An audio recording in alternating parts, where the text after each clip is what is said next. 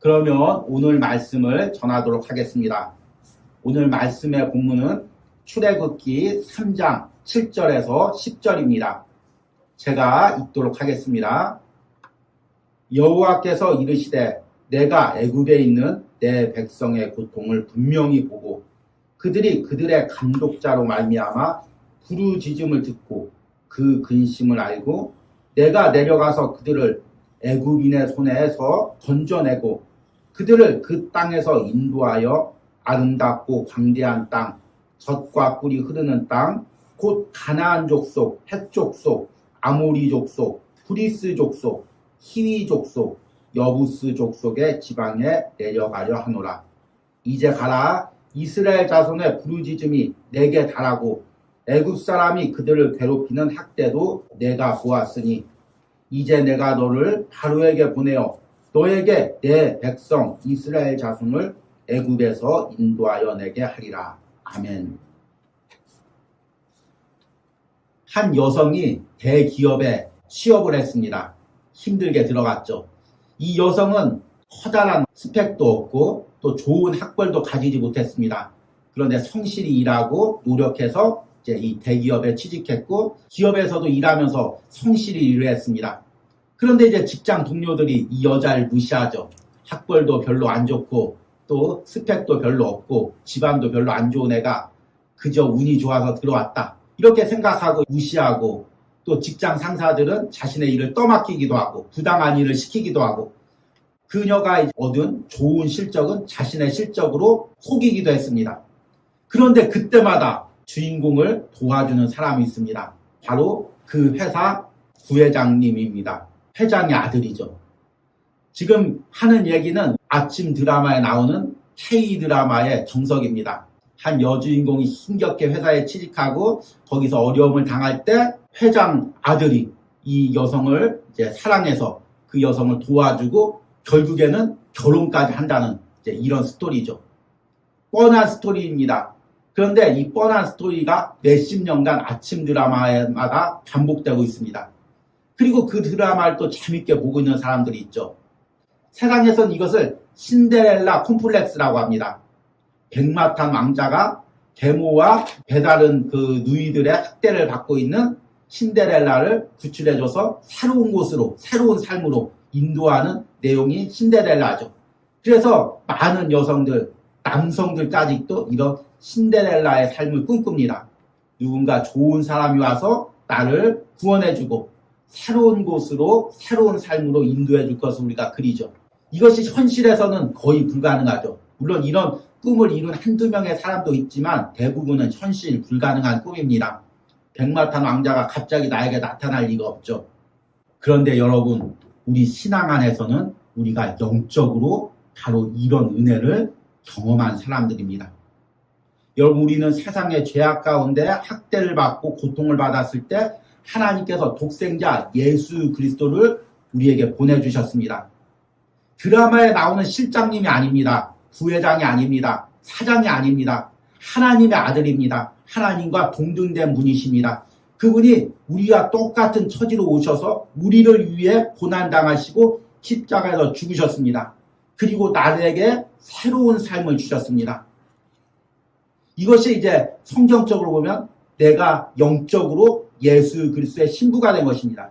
예수 그리스도가 나의 신랑이 된 것입니다. 그리고 내 안에서 그분과의 결혼 관계를 이어가는 것입니다. 이 결혼 관계가 이 세상에서 결혼하고 끝나는 것이 아니라 하늘나라까지 이어지는 것입니다. 그러니까 우리는 신데렐라보다 더 큰 은혜를 누린 사람들입니다. 그리고 이 은혜를 계속 꿈꾸고 맛보면서 이 세상을 살아가는 사람들이 저와 여러분과 같은 그리스도인인 것입니다. 그런데 세상을 살아가다 보면 우리가 이런 은혜를 잊어버리고 살았을 때가 많이 있죠. 나를 구원해 주신 분이 예수 그리스도인데 우리는 세상 사람들처럼 백마탄 왕자가 새로운 삶을 주기를 기대하는 것입니다.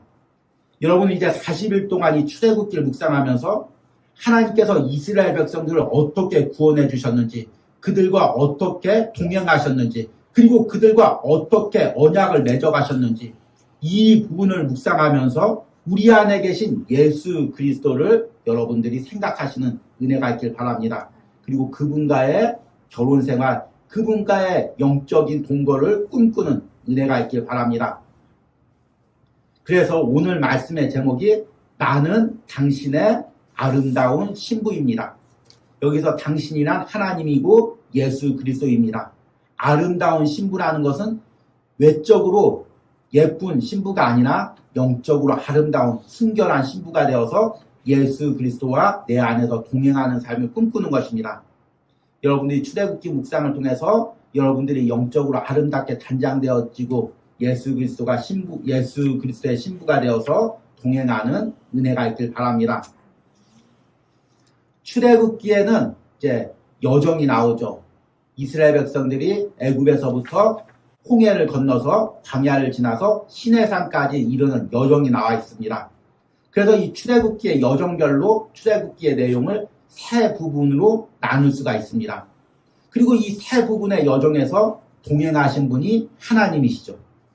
그래서 오늘 말씀은 이 세 여정을 통해서 하나님이 이스라엘 백성들과 어떻게 동행하셨고 어떻게 언약을 맺었는지를 말씀을 드리려고 합니다. 첫 번째는 애굽에서 학대를 받을 때입니다. 출애굽기 1장 내용은 이스라엘 백성들이 애굽에서 학대를 받는 장면부터 시작합니다. 요셉을 모르는 이제 새로운 왕이 이제 애굽의 왕이 됩니다. 그리고 이스라엘 백성들이 숫자가 많아지니까 그들을 학대하기 시작하죠. 그래서 국고성을 짓는 아주 힘든 노역을 시킵니다. 그리고 또 더 나가서 남자아이를 낳으면 나일강에 떠내보내거나 죽이게 하고 또 여자아이만 살리게 하는 이런 끔찍한 일을 벌입니다. 이스라엘 백성들이 모진 학대를 당하고 있는 것입니다. 그래서 그 학대 속에서 하나님께 부르짖습니다. 하나님께서 오늘 말씀해 보니까 그 학대를 들으셨다고 이야기합니다. 그리고 모세를 부릅니다.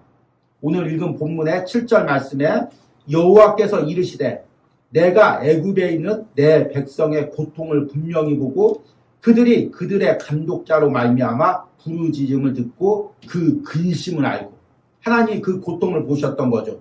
그리고 이제 모세를 부릅니다. 9절에 이제 가라 이스라엘 자손의 부르짖음이 내게 달하고 애굽 사람이 그들을 괴롭히는 학대도 내가 보았으니 이제 내가 너를 바로에게 보내어 너에게 내 백성 이스라엘 자손을 애굽에서 인도하여 내게 하리라. 아멘.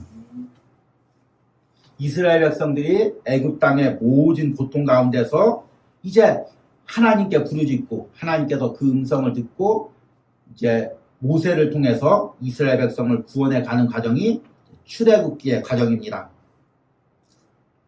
그런데 여러분 여기서 한 가지 문제가 있습니다. 만약 이스라엘 백성들이 애굽 땅에서 이런 학대를 받지 않았다면 과연 하나님께 부르짖었을까요?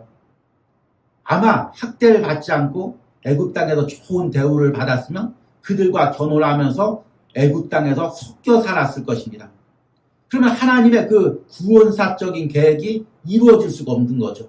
그래서 하나님이 때로는 이 애굽에서 학대를 당하고 그들이 나는 애굽 사람들과 섞여 살 수 없는 하나님의 백성 히브리인 이스라엘 백성이구나. 이걸 깨닫게 하는 것입니다. 그리고 다시금 하나님께 나가서 가나안 땅으로의 여정을 출발하게 하는 것입니다. 이것이 우리 삶에도 그대로 적용됩니다. 만약 여러분들이 세상에서 승승장구하고 여러분들이 다니는 직장에서 인정받고 무조건 승진하고 여러분이 사업할 때 큰 돈을 벌었다면 이 자리에서 여러분 앉아있을 사람이 몇 명이나 있겠습니까?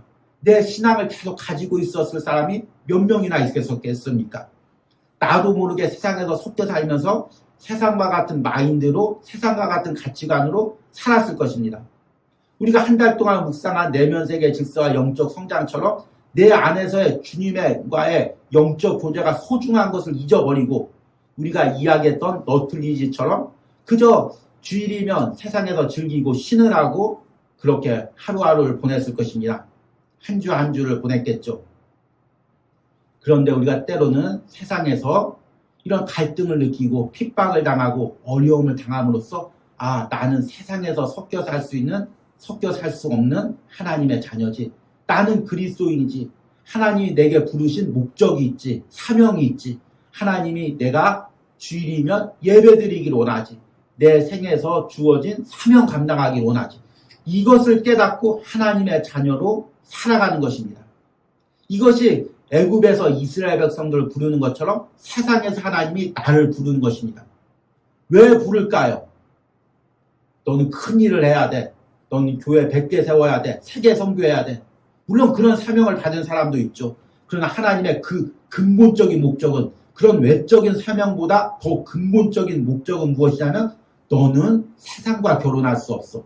너는 세상과 친하게 살 수 없어. 너는 세상에 마음을 빼앗길 수 없어. 너는 나의 자녀야. 나의 신부야. 나와 동행해야 돼. 나와 결혼해야 돼. 나와 함께 살아야 돼.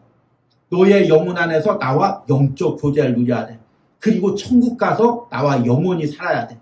바로 그 목적으로 나를 부르시고 나를 동행하신 것이니, 나와 동행하신 것입니다. 하나님이 애굽 땅에서 이스라엘 백성들을 그렇게 부르셨고 지금 나도 그렇게 부르고 있습니다. 여러분들이 이스라엘 백성들이 출애굽하는 과정을 묵상하면서 하나님이 내 삶에서 나를 어떻게 부르고 있는지를 깨달으시길 바랍니다. 그리고 하나님이 내 안에서 어떤 교제를 이루시길 원하는지를 말씀을 통해서 깨닫는 은혜가 있길 바랍니다. 이 은혜를 사모하고 여러분들이 출애굽기를 묵상하시기 바랍니다. 두 번째 장소는 광야에서입니다. 출애굽기 16장부터 18장까지 짧은 부분이 나와 있습니다. 그리고 광야에서 여정은 이제 후에 민수기에서 더 자세하게 나와 있습니다. 출애굽기 14장과 15장에 보니까 이스라엘 백성들이 이제 애굽에서 10가지 기적을 경험하고 이제 홍해를 건넙니다. 그리고 그 홍해가 갈라지는 기적을 경험하죠. 그러니까 이스라엘 백성들이 다 찬양을 합니다. 미리암이 소고를 가지고 나와서 찬양하고 이스라엘 여성들이 따라 나오면서 찬양을 합니다. 하나님이 우리를 애굽 땅에서 건져주셨다. 바로의 군대를 물에 수장시켰다. 홍해를 가르셨다. 우리를 그곳을 지나게 하셨다. 이렇게 하나님을 찬양합니다. 그리고 나서 바로 15장 끝부분에 무엇이 나오냐면 광야가 나오죠. 광야에는 무엇이 없습니까? 물이 없죠. 그러니까 이스라엘 백성들이 바로 원망을 합니다. 그 다음에 무엇이 없습니까? 먹을 게 없죠. 먹을 게 없으니까 또 하나님을 원망합니다. 이스라엘 백성들이 원망할 때 똑같이 하는 레파토리가 있습니다. 반복하는 레파토리가 있죠. 출애굽기 16장 3절에 보니까 먹을 게 없을 때 이렇게 이야기합니다. 이스라엘 자손이 그들에게 이르되 우리가 애굽 땅에서 고기 가마 곁에 앉아있던 때에 떡을 배불리 먹던 때 여호와의 손에 죽었더라면 좋았을 것을 너희가 이 광야로 우리를 인도해내어 이 온 회중이 죽여 죽게 하는도다. 참 얼마나 독설입니까? 자신의 생명을 내어놓고 이스라엘 백성들 구원한 모세와 아론에게 무엇이라고 이야기하냐면 우리가 애굽 땅에서 고기 먹다가 그냥 하나님 손에 죽었으면 그게 더 좋았을 것이다. 얼마나 비관적인 인생입니까? 얼마나 비판적인 말입니까? 그런데 괜히 고생해서 이 광야에 와서 광야에서 죽는구나. 너희가 우리를 죽게 하는구나. 하나님이 우리를 죽게 하는구나. 이 말인 것입니다. 그리고 출애굽기 17장 3절에 마실 물이 없을 때 또 이렇게 말합니다. 거기서 백성이 목이 말라 물을 찾으매 그들이 모세에게 대하여 원망하여 이르되 당신이 어찌하여 우리를 애굽에서 인도해내어 우리와 우리 자녀와 우리 가축이 목말라 죽게 하느냐. 네가 광야에서 우리를 네가 애굽에서 우리를 인도해내서 이 광야에서 다 목말라 죽게 하는구나. 이렇게 모세를 원망하는 것입니다. 왜 그럴까요? 하나님의 기적을 꿈꾸고 광야로 나왔지만 광야의 현실이 꿈꾸는 것과 달랐기 때문입니다. 여러분들 결혼 생활할 때 어떤 삶을 꿈꿨습니까? 푸른 잔디가 있는 아름다운 정원주택에서 하얀 벽돌로 된 집에서 또 남편과 자녀가 행복하게 이제 살고 남편이 다 음식해주고 밥해주고 자녀들은 그 잔디밭을 뛰어돌고 아마 그런 그림을 꿈꿨을 것입니다. 그런데 현실에서 그런 결혼 생활을 하는 사람은 아무도 없을 것입니다. 현실은 무엇입니까? 남녀가 힘들게 일을 해야 되고 매달 공과금과 또 아들, 자녀들, 또 학원비나 또 그런 것 때문에 매번 쪼달려야 되고 그리고 또 집안에서는 설거지해야 되고 일을 해야 되고 자녀 돌봐야 되고 일이 계속해서 있죠. 경제적으로 쪼달리죠. 그래서 서로를 원망하죠. 아, 내가 당신과 결혼만 안 했으면, 아, 당신이 그때 그런 일만 안 했으면, 이렇게 서로를 원망하며 살아갈 때가 많이 있습니다. 내 안에 계속 쓴뿌리들이 나오는 거죠. 그러면 행복한 결혼 생활을 이어갈 수가 없습니다. 여러분, 우리가 결혼 생활을 이어가지 못하는 이유가 여러 가지가 있죠. 경제적인 이유, 외적인 이유, 시댁과 친정과의 갈등, 여러 가지 이유가 있습니다. 그러나 가장 근본적인 이유는 남편과 아내 사이에 쓴뿌리가 있기 때문입니다. 그 내면에 정돈되지 않은 내면의 질서가 있기 때문입니다. 그 안에 온갖 잡초와 넝쿨들과 가시들이 자라고 있기 때문입니다. 그래서 상대를 찔러대는 거죠. 너 때문에 내 인생 이렇게 됐어. 너 때문에 우리 가정 이렇게 됐어. 계속해서 그 쓴뿌리로 찔러대는 것입니다. 그 쓴뿌리가 누구에게까지 향합니까? 나중에는 자녀에게까지 향하고, 그리고 신앙 안에서는 하나님에게까지 향합니다.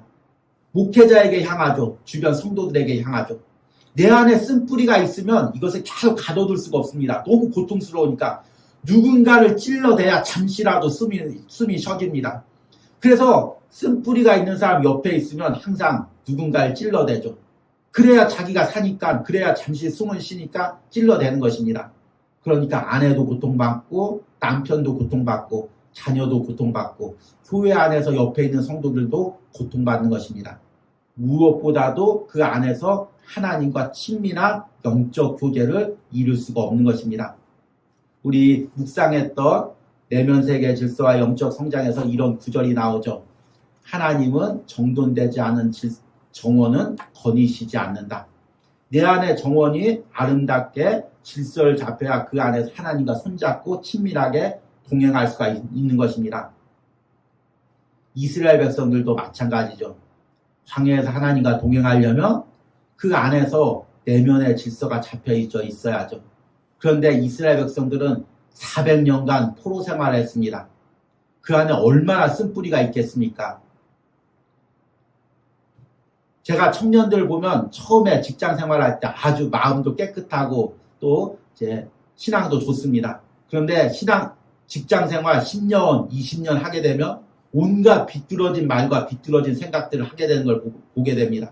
그 직장에서 온갖 소리를 듣다 보니까, 온갖 경쟁을 하다 보니까, 온갖 억울한 일을 당하다 보니까 그 안에 쓴뿌리가 생기는 것입니다. 그런데 종으로 400년을 살았습니다. 아버지도 종, 할아버지도 종, 어머니도 종, 그리고 애국 사람들에게 학대를 당합니다. 그 안에 얼마나 쓴뿌리가 있겠습니까?